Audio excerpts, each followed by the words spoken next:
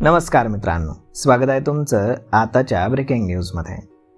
मित्रांनो, महाराष्ट्र शासनाच्या पशुसंवर्धन विभागामार्फत ग्रामीण भागामध्ये रोजगार वाढवण्यासाठी आणि शेतकऱ्यांचं उत्पन्न वाढवण्यासाठी मुख्यमंत्री ग्रामीण पशुधन उद्योजकता योजना राबवली जात आहे.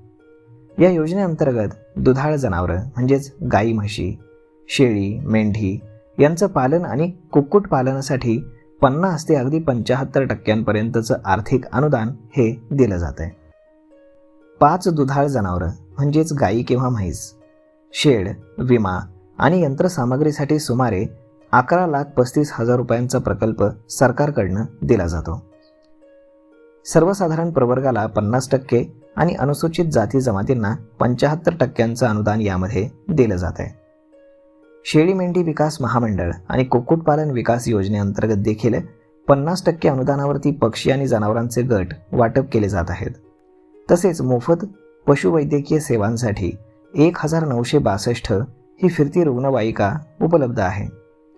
अर्जदार यासाठी महाराष्ट्राचा कायमस्वरूपीचा रहिवासी असला पाहिजे आणि त्याचं वय 18 ते 65 वर्षांच्या दरम्यान असलं पाहिजे.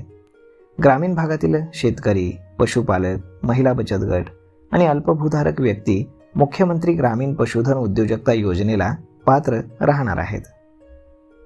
तर मग मित्रांनो, अशा पद्धतीनं शेळ्या मेंढ्या घेण्यासाठी महाराष्ट्र सरकारनं खास योजना राबवलेली आहे आणि यामध्ये तुम्हाला अगदी 75% अनुदान देखील दिलं जाणार आहे. तर मग मित्रांनो, हा व्हिडिओ, ही माहिती तुम्हाला कशी वाटली हे तुम्ही आम्हाला कमेंट करून नक्कीच सांगा. आणि जर आवडली असेल तर आपल्या जवळच्या मित्रमंडळींसोबत देखील हा व्हिडिओ तुम्ही शेअर करायला विसरू नका. धन्यवाद.